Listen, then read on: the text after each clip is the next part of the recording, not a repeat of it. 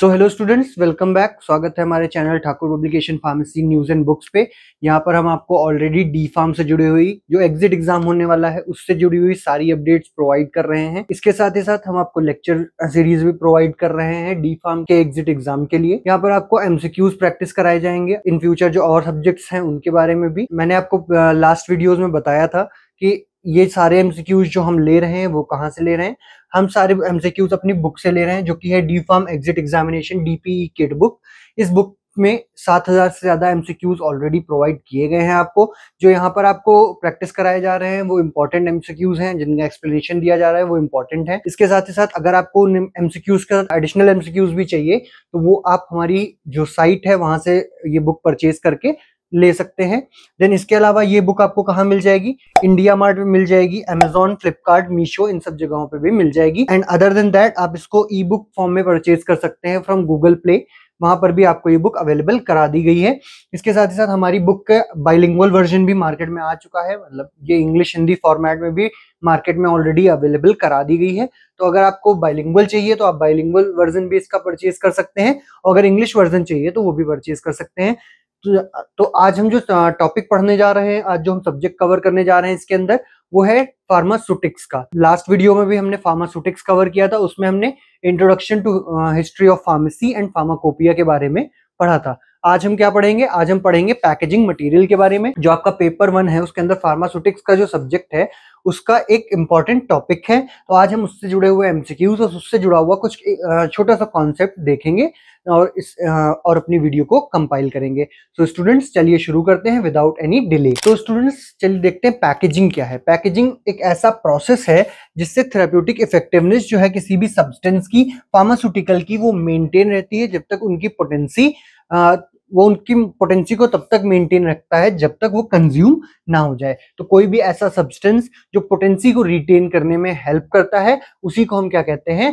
Packaging material कहते हैं। और उस प्रोसेस या फिर उस आर्ट और साइंस को हम क्या कहते हैं? हम उसको पैकेजिंग प्रोसेस कहते हैं। ठीक है, तो इसमें दो टर्म है, एक है पैकेजिंग और दूसरा है पैकेजिंग मटेरियल। तो दोनों ही इंपॉर्टेंट है। पैकेजिंग मटेरियल क्या होता है और पैकेजिंग क्या होता है? तो पैकेजिंग प्रोसेस है और पैकेजिंग मटेरियल वो सब्सटेंस है जो किसी भी ड्रग को या एपीआई को हमें प्रोक्योर करने में हेल्प करता है। ठीक, देन नेक्स्ट हम देखते हैं टाइप्स ऑफ पैकेजिंग। 3 टाइप की होती है, प्राइमरी पैकेजिंग, सेकेंडरी और टर्शरी। प्राइमरी पैकेजिंग में क्या होता है? ये एक ऐसी पैकेजिंग है जिसमें डायरेक्ट कॉन्टैक्ट होता है किसका? डोजेज फॉर्म का। किसके साथ में? पैकेजिंग मटेरियल के साथ में। जैसे कि अगर हमने कोई सिरप बनाया, ठीक है, सिरप किस में आती है? ज्यादातर सिरप जो होती है वो बॉटल्स में आती है। ठीक है, आइदर प्लास्टिक बॉटल और ग्लास बॉटल। तो अब जो सिरप है ये हमारा क्या हो गया? डोजेज फॉर्म हो गया। ठीक, अब ये डोजेज फॉर्म किसके डायरेक्ट कॉन्टैक्ट में जा रहा है? ये जा रहा है बॉटल के साथ में। बॉटल किसकी हो सकती है? आइदर प्लास्टिक की हो सकती है और ग्लास की हो सकती है। ठीक है, तो जब ग्लास और प्लास्टिक यहाँ पर क्या है? पैकेजिंग मटेरियल है और ये डोजेज फॉर्म है। तो प्राइमरी पैकेजिंग क्या है? एक ऐसी टाइप की पैकेजिंग जिसमें ये जो हमारा पैकेजिंग मटेरियल है वो किसके डायरेक्ट कांटेक्ट में रहे? वो हमारे जो डोजेज फॉर्म है उसके डायरेक्ट कांटेक्ट में रहे। इस टाइप की पैकेजिंग को हम कहते हैं प्राइमरी पैकेजिंग।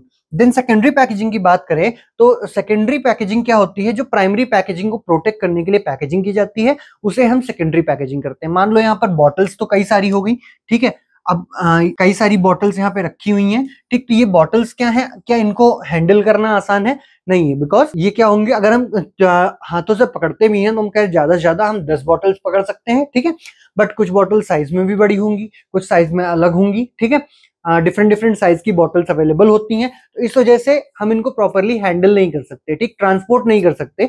तो इसके लिए हम क्या करते हैं? इन बॉटल्स की सेकेंडरी पैकेजिंग करते हैं। और ये सेकेंडरी पैकेजिंग किसकी मदद से होती है? ये secondary packaging generally shrink wrap, outer cartons या फिर कार्डबोर्ड बॉक्स से होती है। ठीक है, तो ये दूसरी टाइप की पैकेजिंग है जिसमें हम सारे जितने भी हमारे प्राइमरी पैकेज मटेरियल है उसको एक साथ जब पैक करते हैं तो उसको हम सेकेंडरी पैकेजिंग कहते हैं। देन टर्शरी पैकेजिंग की बात करें तो ये हैंडलिंग, स्टोरिंग और डिस्ट्रीब्यूशन के लिए यूज होने वाली पैकेजिंग है। ठीक है, जैसे अब कई सारे बॉक्सेस हमारे पास आ गए इन बॉटल्स के, तो उसको भी हमें क्या करना पड़ेगा? पैक करना पड़ेगा। तो हम किसमें पैक करते हैं? ज्यादातर पेपर, कार्डबोर्ड या पेपर बोर्ड से बनी हुई चीजों में हम उसको पैक करते हैं। कार्टन्स देखें, कार्टन्स में उनको पैक करके हम डिस्ट्रीब्यूट करते हैं। ठीक, सो ये 3 टाइप की पैकेजिंग थी। अब हम नेक्स्ट देखते हैं कौन कौन से मटेरियल यूज होते हैं। तो इसमें पहला है glass as a packaging material, मतलब जो पहला हम लोग मटेरियल देखने जा रहे हैं वो है ग्लास। अब देखो ग्लास क्या है, ग्लास एक इकोनॉमिकल और chemically inert impermeable strong rigid substance है जिसको एफडीए का क्लियरेंस मिला हुआ है और ये सुपीरियर प्रोटेक्टिव क्वालिटीज पजेस करता है। ठीक, अब ये तो हो गई इसकी डेफिनेशन। ठीक, होता क्या है ग्लास में जनरली, देखो ग्लास जो है एक ऐसा मटेरियल है जो कि एसिड से रेजिस्टेंस शो करता है, बेस से रेजिस्टेंस कभी कभी शो करता है। ठीक, तो और इकोनॉमिकल है, कॉस्टली भी नहीं है ज्यादा, केमिकली इनर्ट होता है, इम्परमिएबल मतलब उसके अंदर बाहर कोई भी चीज नहीं मूव कर सकती, और इसके पास बहुत सारी प्रोटेक्टिव क्वालिटीज हैं। इसके लिए हम क्या करते हैं, ग्लास को as a protective material use करते हैं। अब सिलेक्शन क्राइटेरिया की बात करें अगर ग्लास के, तो यहाँ पर किन किन वजह से हम ग्लास को यूज करते हैं, तो इसके पास अल्कलिनिटी और हाइड्रोलिटिक रेजिस्टेंस की लिमिट्स हैं। ठीक है, देन दूसरा थर्मल एक्सपेंशन प्रॉपर्टी जो है ग्लास की वो कम है। थर्ड है सेंसिटिविटी ऑफ ग्लास कंटेनर, जो ग्लास कंटेनर है वो सिर्फ बेरियम और कैल्शियम आयंस की तरफ सेंसिटिव होता है और सारे आयंस की तरफ नहीं होता है। ठीक, अब देन ग्लास होता क्या है, देखो ग्लास 4 टाइप का होता है, टाइप 1, 2, 3 और 4। टाइप 1 क्या है, हाईली रेजिस्टेंट बोरोसिलिकेट ग्लास। ठीक है, कहां पर यूज होता है, जो बफर्ड और अनबफर्ड सॉल्यूशन है, एक्वस सॉल्यूशन है, इंजेक्टेबल्स हैं, उनको बनाने में यूज होता है। दूसरा है treated soda lime glass. Treated soda lime क्या है, देखो यहाँ पर containers for buffered aqueous solution with pH below 7, मतलब बिलो 7 के जो पीएच के सब्सटेंसेस होंगे उनके लिए जो ग्लास यूज होता है वो है ट्रीटेड सोडा लाइम ग्लास, या इसको हम टाइप 2 ग्लास भी कहते हैं। देन टाइप 3 ग्लास की बात करें तो सोडा लाइम ग्लास आता है, नॉर्मल सोडा लाइम ग्लास है। यहाँ पर ये किस लिए यूज होता है, ड्राई पाउडर्स या फिर ओलेजिनस सॉल्यूशंस के लिए ये यूज होता है। देन फोर्थ क्या है, general purpose soda lime glass. ठीक है, then general purpose soda lime glass जो है ये किसके लिए हम लोग यूज करते हैं, टैबलेट्स के लिए, ओरल सॉल्यूशन के लिए, सस्पेंशन, ऑइंटमेंट्स के लिए, इन सबको पैक करने के लिए इसका यूज हम करते हैं। ठीक है, सो स्टूडेंट्स सेकंड हमारा ये क्या है टॉपिक, सेकंड हमारा जो पैकेजिंग मटेरियल यूज होता है वो है प्लास्टिक। तो प्लास्टिक क्या है, प्लास्टिक एक ड्यूरेबल मतलब एक ऐसा पैकेजिंग मटेरियल है जो हम जनरल लाइफ में भी यूज करते हैं। जैसे आप कोई सामान अगर लाते हो, किसी सब्जी वाले के यहाँ सब्जी भी लाते हो तो आपको पॉली बैग्स में देता है जो कि प्लास्टिक की बनी हुई है। ऐसे ही फार्मास्यूटिकल इंडस्ट्री में भी plastic as a packaging material use होता है। ठीक है, क्यों यूज होता है, क्योंकि ये कई सारे पॉलीमर्स से मिलकर बना होता है जिनकी हैंडलिंग टेंडेंसी बहुत अच्छी होती है या फिर जो ड्यूरेबल होते हैं ओवर द टाइम। अब इसमें भी हम कुछ टाइप के प्लास्टिक्स यूज करते हैं, जैसे 2 टाइप के प्लास्टिक्स जनरली यूज किए जाते हैं। वो 2 टाइप के कौन से हैं, एक है थर्मोप्लास्टिक, दूसरा है थर्मोसेट। ठीक है, अब थर्मोप्लास्टिक्स में कौन कौन से प्लास्टिक्स आते हैं, पॉलीइथाइलिन आता है, polypropylene, styrene, polyvinyl chloride, polyethylene terephthalate, ये सारे आते हैं थर्मोप्लास्टिक्स में। देन थर्मोसेट की बात करें तो पॉलीयूरिथेन है, मेलामिन है, फॉर्मल्डिहाइड है, इपॉक्सी या फिर फेनोलिक रेजिन्स हैं, ये सारे इसमें आते हैं। ठीक है, देन नेक्स्ट हम देखते हैं, नेक्स्ट है हमारा metal as a packaging material, कि मेटल कैसे यूज होता है पैकेजिंग मटेरियल में। तो देखो मेटल्स भी इंपॉर्टेंट पैकेजिंग मटेरियल्स हैं। ठीक है, ये generally food preservation, drug preservation, इन सब के लिए यूज हो सकते हैं। ठीक, आपका जो फूड प्रिजर्वेशन में जब ये यूज होते हैं तो इनको कैनिंग कहा जाता है। ठीक है, अब आज की डेट में देखो जो कैंड फूड्स हैं, जो भी पैक्ड वाले फूड्स आ रहे हैं वो ज्यादा चलन में है as compare to older ones. ठीक है, देन यहाँ पर देखो कौन कौन से टाइप्स के होते हैं, टाइप्स 4 हैं इसके, स्टील, एल्यूमिनियम, कॉपर और आयरन, 4 टाइप के मेटल्स आपको यूज में दिखेंगे। ठीक, स्टील क्यों यूज होता है, बिकॉज इसके पास स्ट्रॉन्ग है, डक्टाइल है, मेलेबल है और इसके अलॉयज भी हम बना सकते हैं। ठीक है, कंस्ट्रक्शन टूल्स, मशीनरी या फिर ऑटोमोटिव सब्सटेंसेस में भी इसको यूज कर सकते हैं। देन एल्यूमिनियम आता है, एल्यूमिनियम लाइट वेट होता है, कोरोजन रेजिस्टेंट है, गुड थर्मल कंडक्टिविटी और इलेक्ट्रिकल कंडक्टिविटी है इसके पास, इसलिए इसको यूज करते हैं। देन कहां पर यूज हो सकता है, विंडोज में यूज हो सकता है, इसके अलावा जो एरोसॉल के कंटेनर्स आते हैं उसमें यूज हो सकता है।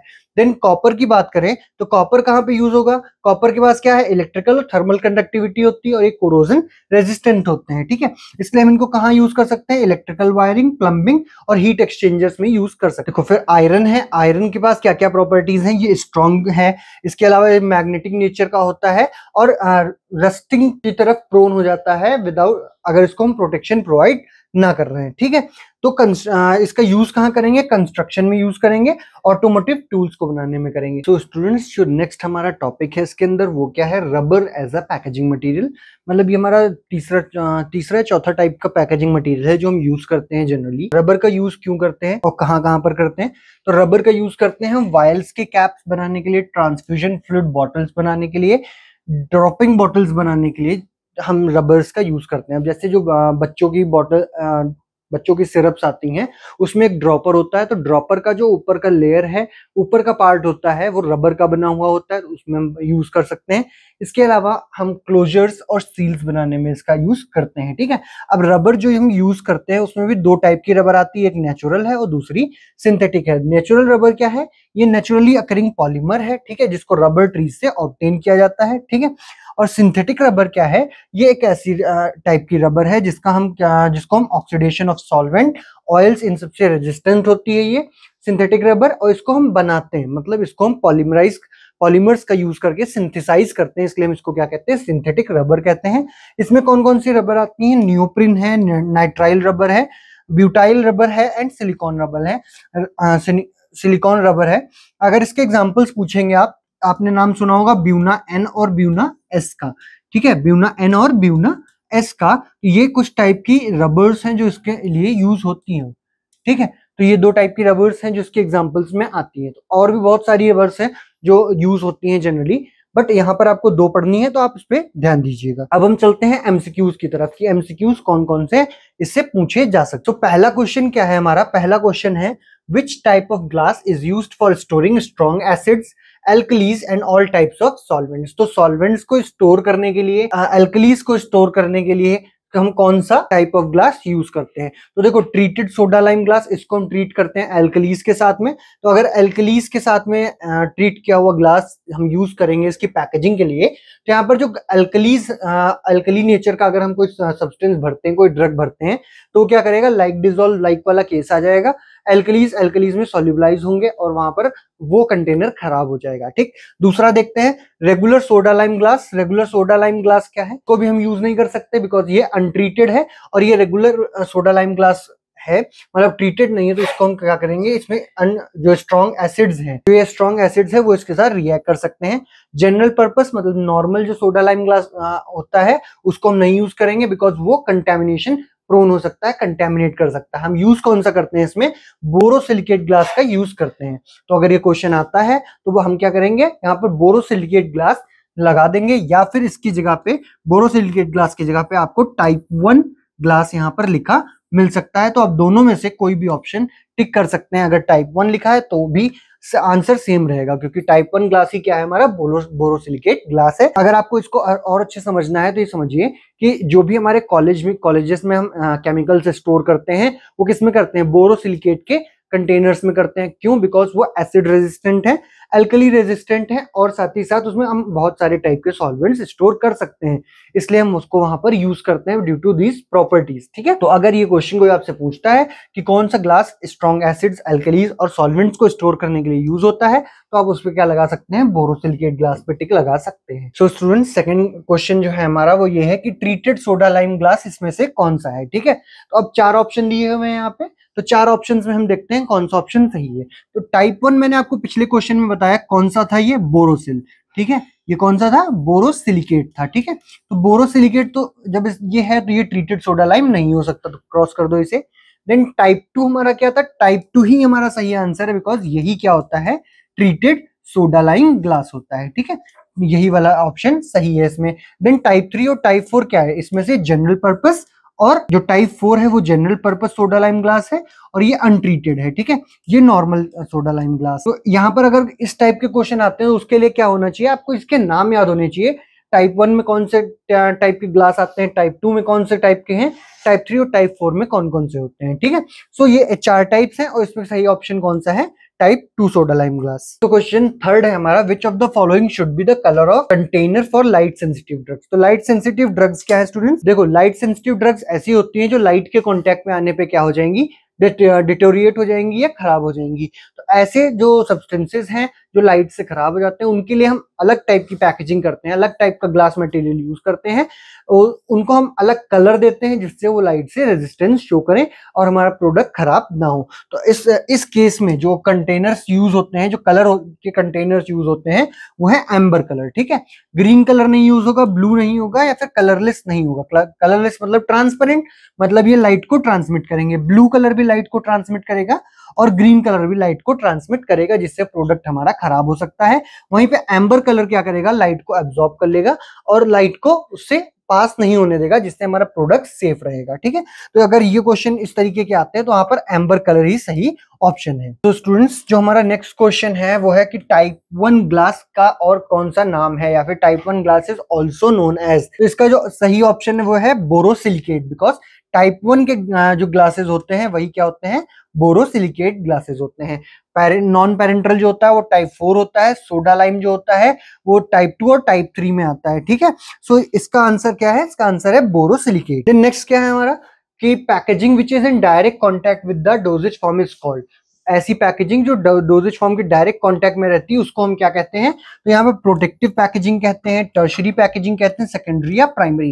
तो अभी मैंने आपको जब कॉन्सेप्ट समझाया था तो वहां पर बताया था कोई भी ऐसा टाइप का पैकेजिंग जो सब्सटेंस के डायरेक्ट कांटेक्ट में रहती है उसको हम क्या कहते हैं, उसको हम क्या नाम देते हैं, उसको हम कहते हैं प्राइमरी पैकेजिंग। तो अगर इस टाइप का क्वेश्चन आए तो उसका आंसर क्या होगा, प्राइमरी पैकेजिंग। क्वेश्चन अगर मॉडिफाई करेगा तो कहेगा यहाँ पर लिक्विड डोजेज फॉर्म कोई दे दिया, फॉर एग्जांपल सिरप बता दिया, सिरप के साथ में 4 ऑप्शन दे दिए कि बॉटल, कार्टन, कार्डबोर्ड और पेपर बोर्ड, इसमें से प्राइमरी पैकेजिंग किसके साथ हुई है। तो आपको क्या करना है, बॉटल के साथ कांटेक्ट में रहता है ये तो बॉटल पे टिक लगा देना है। ठीक है, देन नेक्स्ट है कि dash can not undergo operations involving pressure and vacuum.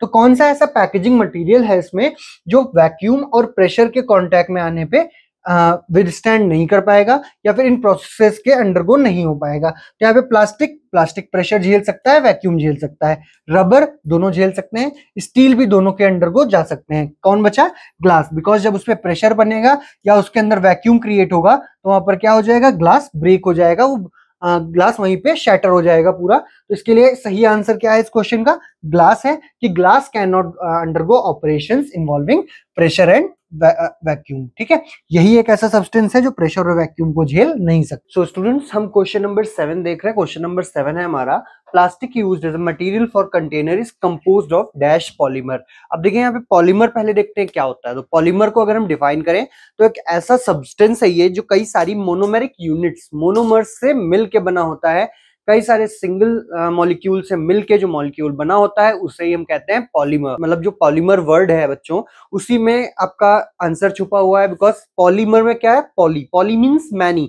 तो जो एक से ज्यादा कंपाउंड से, एक से ज्यादा मॉलिक्यूल से मिलके बना हो उसे ही हम क्या कहते हैं, पॉलीमर कहते हैं। और क्वेश्चन हमारा क्या है कि कौन सा प्लास्टिक मटेरियल हम यूज करते हैं कंटेनर्स में और उसमें कौन सा पॉलीमर प्रेजेंट होता है, या फिर हम कहें तो जो प्लास्टिक यूज हो रही है कंटेनर बनाने में उसमें कौन सा पॉलीमर प्रेजेंट होता है, कौन सा पॉलीमर यूज होता है। तो इसका आंसर है पॉलीविनाइल क्लोराइड। तो यहाँ पे इसमें पॉलीविनाइल क्लोराइड प्रेजेंट होता है एक कंपोनेंट की तरह, एक इसेंशियल कंपोनेंट होता है इसका किसी भी कंटेनर को बनाने के लिए जो प्लास्टिक यूज हो रही है उसमें। तो इसका आंसर है पॉलीविनाइल क्लोराइड। देन हम नेक्स्ट देखते हैं, नेक्स्ट क्वेश्चन है हमारा कि containers are produce dash containers are produce seamless by impact extrusion process. कौन से कंटेनर्स इंपैक्ट एक्सट्रूशन प्रोसेस से बनाए जाते हैं। तो स्टूडेंट्स, इस क्वेश्चन का आंसर अगर हम देखें तो देखिए यहाँ पर आंसर है हमारा एल्यूमिनियम कंटेनर्स, बिकॉज जो एल्यूमिनियम कंटेनर्स है वही इस इंपैक्ट को और एक्सट्रूशन का जो प्रेशर होता है उसको हैंडल कर सकते हैं। इसलिए हम क्या कहेंगे, अगर क्वेश्चन आता है कि कौन से कंटेनर्स यूज किए जाते हैं, कौन से कंटेनर्स को बनाया जाता है बाय इंपैक्ट एक्सट्रूशन प्रोसेस, तो हमें बिना कुछ सोचे किस पे टिक लगा देना है, एल्यूमिनियम पे टिक लगा देना है, बिकॉज एल्यूमिनियम ही क्या करता है, विदस्टैंड करता है इन दोनों कंडीशंस को। सो हम अपने नेक्स्ट क्वेश्चन की तरफ चलते हैं जो कि 9th क्वेश्चन है। तो 9th क्वेश्चन है कि dash containers are smaller due to production problems and cost involve. ठीक है, तो ये कंटेनर्स स्मॉल होते हैं और क्यों स्मॉल होते हैं, बिकॉज एक तो इनकी कॉस्ट ज्यादा होती है, दूसरा इनको मैन्युफैक्चरिंग के टाइम पे प्रॉब्लम भी आती है। अगर स्मॉल कंटेनर्स की बात करो तो देखो यहाँ पर क्या होगा, ग्लास भी हो सकता है। ग्लास को आपको स्मॉल वॉयल्स ही मिलेंगे, ज्यादा से ज्यादा 30 ml 25 ml में करो 50 ml तक का आपको वायल या फिर सिरप आपको मिल जाएगी। बट इससे ऊपर अगर हम जाएंगे तो हमें उसके जो वायल्स हैं, जो क्या कहते हैं बॉटल्स हैं, उसकी बनी हुई नहीं मिलेंगी, बिकॉज वहां पर जाते जाते एक तो कॉस्ट भी इंक्रीज होने लगती है, दूसरा साथ ही साथ वहां पर वो जो प्रोडक्शन है उसमें भी प्रॉब्लम आना स्टार्ट हो जाती है। तो इसका आंसर क्या हो सकता है हमारा ग्लास है। ठीक है, देन नेक्स्ट चलते हैं। नेक्स्ट हमारा क्वेश्चन क्या है, देन नेक्स्ट है कि dash provide greater resistance to breakage, aids in identification, provides UV protection. किसके कौन से ऐसे सब्सटेंसेस हैं, कौन सी ऐसी कोटिंग प्रोसेस है जो ज्यादा रेजिस्टेंस प्रोवाइड कर रही है ब्रेकिंग की तरफ, आइडेंटिफिकेशन में भी हेल्प कर रही है सब्सटेंस के, इसके अलावा यूवी रेज से प्रोटेक्ट भी कर रही है। तो इसको अगर हम डिफाइन करें या फिर इसका आंसर अगर देखें तो यहाँ पे टिन कोटिंग होगा। टिन कोटिंग में क्या है, देखिए टिन कोटिंग में जो जनरली एल्यूमिनियम कोटिंग है, एल्यूमिनियम कोटिंग में हमें ये नहीं मिलेगा जो कि हमारा आइडेंटिफिकेशन नहीं हो पाएगा। Then plastic coating, plastic coating हम डिस्कस करेंगे भी। एल्यूमिनियम कोटिंग में भी ये दोनों लगभग सेम हो जाएंगे, इनमें भी हमें क्या नहीं मिलेगा, आइडेंटिफिकेशन हम इनका नहीं कर पाएंगे। Then lead coating, lead coating में हमें क्या होगा, लेड कोटिंग में हमें आइडेंटिफिकेशन की प्रॉब्लम होगी। तो ये तीनों चीजें सिर्फ एक के साथ पॉसिबल हैं, वो है प्लास्टिक कोटिंग। ठीक है, तो प्लास्टिक कोटिंग में क्या होगा, सॉरी ये जो तीनों चीजें हैं वो हमें कहाँ मिलेंगी, लेड कोटिंग में मिलेंगे। बिकॉज लेड कोटिंग ही क्या करेगा, लेड में जो पीबी होता है उसको हम ट्रांसपेरेंट फॉर्म में भी कन्वर्ट कर सकते हैं। तो ट्रांसपेरेंट बना के हम क्या करेंगे, उसका आइडेंटिफिकेशन प्रोसेस भी इजी हो जाएगा, फिर उसमें फिर ब्रेकेज भी इजी हो जाएगा और यूवी प्रोटेक्शन भी हमें प्रोवाइड हो जाएगी। ठीक है, सो इसका आंसर क्या है, lead coating. Then next question है हमारा कि dash coloured glass provide protection against IR, IR rays की तरफ कौन सा ग्लास हमें प्रोटेक्शन प्रोवाइड करता है। सो स्टूडेंट्स इस क्वेश्चन का आंसर क्या होगा, आंसर इस क्वेश्चन का होगा हमारा रेड कलर। ठीक है, जो रेड कलर या फिर एम्बर कलर के जो सब्सटेंसेस होते हैं, रेड की जगह यहाँ पर और क्या दिया हो सकता है, एम्बर। ठीक है, तो रेड या फिर एम्बर कलर का जो ग्लास होगा वो क्या करेगा, हमें किससे प्रोटेक्शन प्रोवाइड करेगा, हमारे सब्सटेंस को रेडिएशन से। अब रेडिएशन में चाहे यहाँ पर अब यूवी आ जाए चाहे आईआर आ जाए, ठीक है, ये क्या करेगा, ये इन सब से हमें प्रोटेक्शन प्रोवाइड करेगा हमारे सब्सटेंस को। तो अगर ये क्वेश्चन आता है कि किस कलर का ग्लास प्रोटेक्शन प्रोवाइड करता है अगेंस्ट इंफ्रारेड रेज, तो उसमें आंसर हो जाएगा हमारा कौन सा, रेड कलर या फिर एम्बर कलर। ठीक है, अब ये क्वेश्चन देखिए यहाँ पर क्या है कि dash rubber is a common example of elastomer, कौन से टाइप की रबर इलास्टोमर का एक कॉमन एग्जांपल है। तो अगर ये आपसे कोई पूछता है कि कौन सा रबर एक कॉमन इलास्टोमर है, तो जनरली आप क्या बताओगे, सारे ही बता दोगे।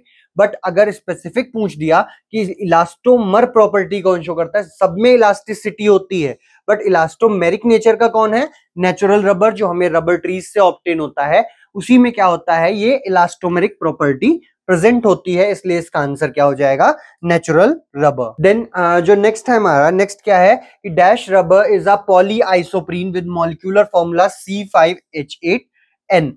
ये एक क्वेश्चन पूछ रहा है कि कौन सी रबर पॉली आइसोप्रीन है, पॉली आइसोप्रीन कंपाउंड की बनी हुई है जिसका मॉलिक्यूलर फॉर्मूला है C5H8N। तो यहाँ पर देखिए जो सिंथेटिक रबर है, हार्ड रबर है, सॉफ्ट रबर है, नन ऑफ द अबव। क्या इन चारों में से क्या हो सकता है, तो हार्ड एंड सॉफ्ट तो होगा नहीं। ठीक है, क्यों, बिकॉज ये क्या है, पॉली आइसोप्रीन मॉलिक्यूल है। ठीक है, और ये किस कैटेगरी की, जो ये रबर है वो किस कैटेगरी की है, वो सिंथेटिक रबर के कैटेगरी के अंडर आता है। जो पॉली आइसोप्रीन की रबर होती है, नियोप्रीन और ये सारी, ये किसके अंडर आती हैं, आती है सिंथेटिक रबर के अंदर। तो अगर ये क्वेश्चन आता है तो इसका आंसर क्या होगा, सिंथेटिक रबर। देन हम नेक्स्ट देखते हैं, नेक्स्ट क्वेश्चन क्या है, नेक्स्ट क्वेश्चन है which plastic serves as a barrier against gas and aroma. कौन सा प्लास्टिक ऐसा है जो गैस एंड अरोमा की तरफ क्या करता है, बैरियर की तरह काम करता है। सो स्टूडेंट्स अगर हम इस क्वेश्चन का आंसर देखें, इस क्वेश्चन का आंसर क्या हो सकता है, तो पहला तो नायलॉन, नायलॉन इसका आंसर नहीं है, पॉलीस्टाइरिन नहीं है, पॉलीप्रोपाइलीन नहीं है, इसका आंसर क्या है, पॉलीइथाइलिन टेराप्थलेट। ठीक है, ये सारे एमसीक्यूज हमारे बुक में ऑलरेडी एक्सप्लेन्ड हैं, या फिर हमारा जो डी फार्म की बुक हमने निकाली थी, थ्योरी बुक, उसमें इसके आंसर्स दिए हुए हैं, आप उसको वहां से क्रॉस चेक कर सकते हैं कि ये सही है। ठीक है, सो पॉलीइथाइलिन टेराप्थलेट जो है इसका सही आंसर है। क्यों, बिकॉज ये एक ऐसा प्लास्टिक है जो क्या करेगा, बैरियर की तरह एक्ट करेगा अगेंस्ट गैस एंड अरोमा। ठीक है, सो अब हम नेक्स्ट एमसीक्यू की तरफ चलते हैं। सो हमारा नेक्स्ट एमसीक्यू है कि which glass is used for storing strong acids, alkalis and all types of solvent. कौन सा ग्लास यूज होता है हर तरीके का एसिड, अल्कली और सॉल्वेंट को स्टोर करने के लिए। तो यहाँ पर देखो ये क्वेश्चन मैंने आपको बताया है, यहाँ पर ये होता है बोरोसिलिकेट ग्लास। ठीक है, कोई भी एसिड हो, कोई भी अल्कली हो या फिर कोई भी सॉल्वेंट हो, वो किस में स्टोर किए जा सकते हैं? बोरोसिलिकेट ग्लास में स्टोर किए जा सकते हैं। या फिर इसको हम और क्या बोलते हैं? इसको हम बोलते हैं टाइप 1 ग्लास। ठीक है, तो टाइप 1 ग्लास में भी हम इसको स्टोर कर सकते हैं। तो अगर दोनों में से कोई ऑप्शन आता है इस क्वेश्चन के लिए तो आप इसको टिक कर सकते हैं। ठीक है, सो नेक्स्ट क्वेश्चन देखते हैं हमारा क्या है। सो नेक्स्ट क्वेश्चन है which plastic is resistant to strong acid, alkali and most organic materials. कौन सा जो प्लास्टिक है वो रेजिस्टेंट होता है स्ट्रॉन्ग एसिड्स, एल्कलीज और मोस्ट ऑर्गेनिक मटेरियल्स के लिए। सो स्टूडेंट्स जो ये क्वेश्चन है वो क्या कह रहा है कि कौन सा प्लास्टिक रेजिस्टेंस है, ठीक है, रेजिस्टेंट है स्ट्रॉन्ग एसिड, एल्कली और ऑर्गेनिक मटेरियल्स के लिए। तो अगर आपको इसका आंसर देना है तो आप ये देखिए, यहाँ पर आपको नायलॉन दिया हुआ है ऑप्शन में, पॉलीस्टाइरीन है, पॉलीप्रोपाइलीन है, पॉली इथाइलिन है। अब इसमें जो हमारा क्वेश्चन है उसके हिसाब से हमें रेजिस्टेंट प्लास्टिक का नाम बताना है। तो जो ये 4 ऑप्शन है, 4 में से 2 सही है। ठीक है, 4 में से 2 सही है, बिकॉज दोनों ही कहीं ना कहीं रेजिस्टेंस शो करते हैं, एक कम ज्यादा है बट दोनों ही शो करते हैं। तो ये एक कंफ्यूजिंग क्वेश्चन हो सकता है। तो आप दोनों ही आंसर देख लीजिए, उस टाइम जो भी ऑप्शन आपके पास प्रेजेंट हो आप उसमें से इसको प्रैक्टिस कर लीजिएगा, ठीक, उसमें टिक कर दीजिएगा। सो देखिए यहाँ पर नायलॉन तो नहीं है, नायलॉन इसका गलत आंसर है। पॉलीस्टाइरीन नहीं है, देन इसके सही आंसर्स में क्या आता है? पॉलीप्रोपाइलीन और पॉलीइथाइलीन। ये दोनों ही प्लास्टिक्स क्या हैं? दोनों ही रेजिस्टेंस शो करते हैं किसकी तरफ? स्ट्रॉन्ग एसिड्स, एल्कलीज एंड कई सारे ऑर्गेनिक मटेरियल्स की तरफ। तो इस टाइप के क्वेश्चंस में जहां पर 2 ऑप्शन सही हो वहां पर आपको एक एक्स्ट्रा ऑप्शन भी मिल जाएगा जिसमें होगा बोथ सी एंड डी। ठीक है, तो आप उसको भी टिक कर सकते हैं। इस केस में आप यहाँ पर क्या करेंगे? एक को टिक नहीं करेंगे, आप क्या करेंगे? बोथ सी एंड डी वाला ऑप्शन ही टिक करेंगे, बिकॉज दोनों ही आंसर्स इस केस में सही होते हैं। देन नेक्स्ट है which statement is false about the cold forming blister packs in comparison to thermoforming blister pack. क्या है ऑप्शन? देखिए, faster speed of production compare to thermoforming, lack of transparency of the package and the larger size of the cold forming blister card, या फिर all of the above. तो देखो जो ये cold forming blister PACS होते हैं, इनको अगर हम कंपेयर करते हैं थर्मोफॉर्मिंग ब्लिस्टर पैक से, तो ये तीनों ही प्रॉपर्टीज इनके लिए एप्लीकेबल हैं। ठीक है, ये तीनों ही प्रॉपर्टीज इसके लिए फॉल्स होती हैं। ठीक है, तो इसका आंसर क्या होगा? All of the above. Then next है हमारा aerosols containers are manufactured using which metal. कौन से मेटल्स का यूज करके हम एरोसॉल्स के कंटेनर्स को मैन्युफैक्चर करते हैं? तो उसमें है टिन प्लेट, एल्यूमिनियम, ब्रास और ऑल ऑफ दीज। तो जो भी आपने अभी तक देखे होंगे एल्यूमिनियम एरोसॉल, जो एरोसॉल के कंटेनर्स वो किसके बने होते हैं? जनरली एल्यूमिनियम के बने हुए होते हैं। ठीक है, आप डीओ यूज करते हो, आप मूव स्प्रे यूज करते हो, तो उसका जो कंटेनर होता है वो किसका बना होता है? एल्यूमिनियम का बना होता है। तो आपसे अगर इस क्वेश्चन में यही पूछ रहा है कि एरोसॉल कंटेनर्स को बनाने के लिए हम किस मेटल का यूज करते हैं, तो आंसर है एल्यूमिनियम। सही आंसर क्या है इसका? एल्यूमिनियम के कंटेनर्स हम यूज करते हैं। देन नेक्स्ट है which of the following is used for storing injectables. Injectables क्या होते हैं? हमारे पैरेंटरल प्रिपरेशन, इंजेक्शंस, आई ड्रॉप्स। तो उनको स्टोर करने के लिए कौन से टाइप का कंटेनर यूज होता है? तो यहाँ पे पहला देखिए क्या है? Light resistant. ठीक है, light resistant container, multi dose container, aerosol container या सिंगल डोज कंटेनर। देखो इसमें भी 2 ऑप्शन सही हो सकते हैं। पहला ये बी वाला मल्टी डोज कंटेनर और सिंगल डोज कंटेनर। बट यहाँ बात इंजेक्टेबल्स की हो रही है, तो इंजेक्टेबल्स हमारे पैरेंटल प्रोडक्ट्स हैं, तब भी दोनों ही आंसर सही हैं। तो अगर सेम वही चीज इस टाइप का क्वेश्चन आएगा तो दोनों में से कोई भी ऑप्शन यहाँ पर हो सकता है। तो मल्टी डोज भी इसका सही आंसर है और सिंगल डोज भी इसका सही आंसर है। तो इस केस में आपको कौन सा ऑप्शन अगर दिया हो तो टिक करना है बोथ ए एंड बी। ये वाला ऑप्शन इसको टिक करना है, बोथ ए एंड बी का, क्योंकि यहाँ पर ये दोनों टाइप के ही क्वेश्चन ऑप्शंस इसके लिए सही हैं। ठीक है, देन नेक्स्ट क्वेश्चन देखते हैं। देन नेक्स्ट क्वेश्चन है हमारा कि वायल इज। अब पूछ रहा है वायल क्या है? Vial is question mark. तो ऑप्शन देखते हैं, secondary package, primary package, tertiary package या ऑल ऑफ द अबव। अब मैंने आपको बताया था कोई भी ऐसा कंटेनर जो डायरेक्ट डोजेज फॉर्म के कांटेक्ट में रहता है उसे हम क्या कहते हैं, प्राइमरी पैकेज कहते हैं, ठीक है। तो वायल और जो हमारा पेरेंटल प्रोडक्ट है वो एक दूसरे के कांटेक्ट में रहते हैं, तो वो जो दोनों कांटेक्ट में रहते हैं तो इसकी वजह से इसका आंसर क्या हो जाएगा, प्राइमरी पैकेज हो जाएगा। तो vial is a primary package, ये इसका आंसर है। देन नेक्स्ट है alkali leaching from glass is assessed by. देखो ग्लास में क्या होता है कि जो अनट्रीटेड ग्लासेस होते हैं जो हम कंटेनर्स के लिए यूज कर रहे हैं उसमें से लीचिंग होती रहती है, ठीक है। तो लीचिंग मतलब वो धीरे धीरे उसमें से एल्कली जो है वो नीचे डिपॉजिट होती रहती है। तो वो एल्कली को हम एसेस कैसे करेंगे, उसको हम टेस्ट कैसे करेंगे अगर वो लीच हो रही है ग्लास से। क्यों करना क्यों जरूरी है, देखो अगर वो एल्कली हमारे जो फॉर्मुलेशन है, जो हमारा सब्सटेंस है उसमें पहुंच गया तो वहां पर एज अ इम्प्योरिटी वर्क करेगा, as a source of impurity हो जाएगा और हमारे प्रोडक्ट को क्या करेगा, डिट्रियोट कर देगा, खराब कर देगा, जिससे हमारे प्रोडक्ट की क्वालिटी बेकार हो जाएगी। तो इसके लिए हम क्या करते हैं, इसका टेस्ट करते हैं एल्कली का। और वो टेस्ट हम कौन सा करते हैं, इसमें वाटर अटैक टेस्ट हम परफॉर्म करते हैं, ठीक है। देखो अब यहाँ पे एल्कली लीच हो रही है, एल्कली मतलब OH ग्रुप होगा उसमें, तो OH ग्रुप अगर है तो वाटर वेपर तो वहां पर नहीं बनेगा, देखो सिंपल सी बात है, ठीक। इसके अलावा आर्सेनिक लिमिट टेस्ट हम यूज नहीं कर सकते बिकॉज एल्कली में कहीं भी आर्सेनिक नहीं है, ठीक है। देन लाइट ट्रांसमिशन टेस्ट से हमें कुछ नहीं पता चलेगा बिकॉज लाइट क्या करेगी, मान लो यहां से ग्लास है, ये लाइट आई, ये लाइट से पास हो जाएगी, किसी को नहीं पता चलेगा कि इसमें मतलब किसी भी तरीके से नहीं पता चलेगा कि यहाँ पर लीच आउट हुआ है कि नहीं हुआ है, ठीक है। इसके अलावा आर्सेनिक का एक कंटेनर बना नहीं हो सकता बिकॉज वो रिएक्टिव होता है, वाटर वेपर इसमें से लिबरेट नहीं हो सकता।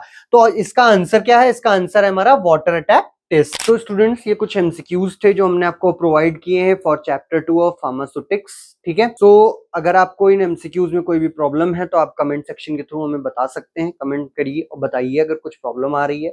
इसके अलावा ये सारे एमसीक्यूज आपको हमारी बुक ठाकुर पब्लिकेशन की डी.फार्म एग्जिट एग्जामिनेशन की बुक में ऑलरेडी अवेलेबल करा दिए गए हैं, जो आपको मार्केट में मिल जाएगी। इसके अलावा आप इसको India mart, TPPL ORG, Amazon, Flipkart, इन सारी साइट से भी परचेज कर सकते हैं। आपको QR कोड के बारे में पहले बता चुका हूँ, हमारी बुक में 3 QR पड़े हुए हैं, बुक में हमने इनकॉर्पोरेट किए हैं, जिसमें ये वाला QR आपको एक प्रैक्टिस सेट प्रोवाइड करेगा। आप जब इसको स्कैन करेंगे तो ये प्रैक्टिस सेट आपको प्रोवाइड करेगा, जिससे आपको प्रैक्टिस करने में आसानी रहेगी अपने डी.फार्म एग्जिट एग्जाम के लिए।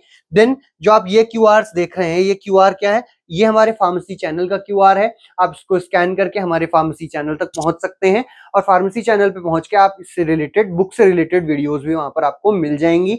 आपको अगर एक क्विक समरी चाहिए तो उसके लिए आप हमारे फुल बुक रिवीजन वीडियोस भी देख सकते हैं, जिसमें हमने आपको डी.फार्म एग्जिट एग्जाम के लिए और आपके रेगुलर एग्जाम्स के लिए फुल बुक रिवीजन सीरीज आपको ऑलरेडी प्रोवाइड की थी, first year and second year दोनों के लिए, जिसमें आपको 1 आवर 30 मिनट्स या 2 आवर्स की वीडियोस आपको प्रोवाइड की है हमने, जो कि एक क्विक समरी है पूरी बुक की। देन आप अगर इसको गूगल प्ले से परचेज करना चाहते हैं तो आप इसको इस वाले QR कोड को स्कैन करके परचेज कर सकते हैं और उसको बुक को वहां से ले सकते हैं। देन अगर आप हिंदी मीडियम से हैं, आपको इंग्लिश कम समझ में आ रही है, तो आप हमारी बुक का बाइलिंगुअल वर्जन जो है उसको भी परचेज कर सकते हैं। बाइलिंगुअल वर्जन भी आपको मार्केट में ऑलरेडी अवेलेबल करा दिया गया है। इसके साथ ही साथ इस बाइलिंगुअल में है क्या, ये आपको हिंदी के फॉर्मेट में भी अवेलेबल है। सो आप इससे अपने एग्जिट एग्जाम की तैयारी अच्छे से कर सकते हैं। Hoping for your best. Thank you students.